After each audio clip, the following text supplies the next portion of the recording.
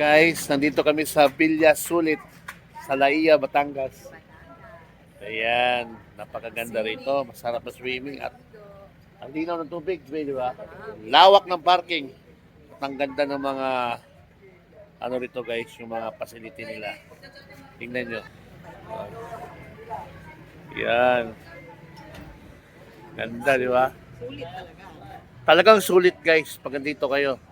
Napakalamig. Uy, ayan yung sunset, oh. Napakalamig ng aircon guys dito.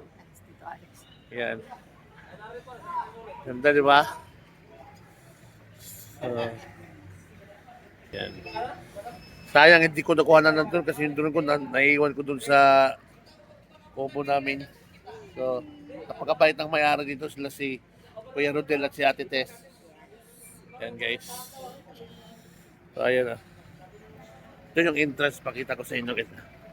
Yan. I love Hugom. Hugom, barangay Hugom. Barangay Hugom. So, ayan guys. So, ito yung papasok. Ah.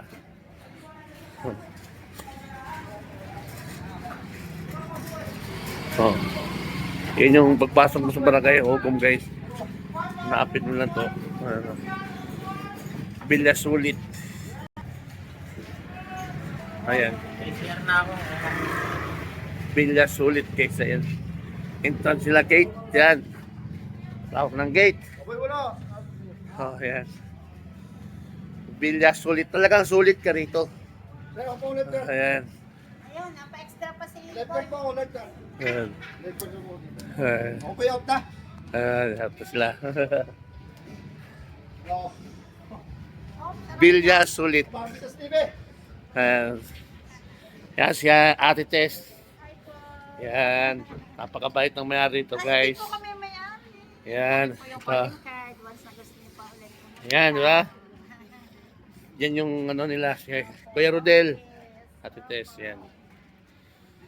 Ayan. Ito yung calling card nila. Calling card, guys. Ayan. Villa Sulit. Talagang sulit ka rito. Pagka nandito ka, sulit na sulit ka. Yeah, salamat guys. Thank you.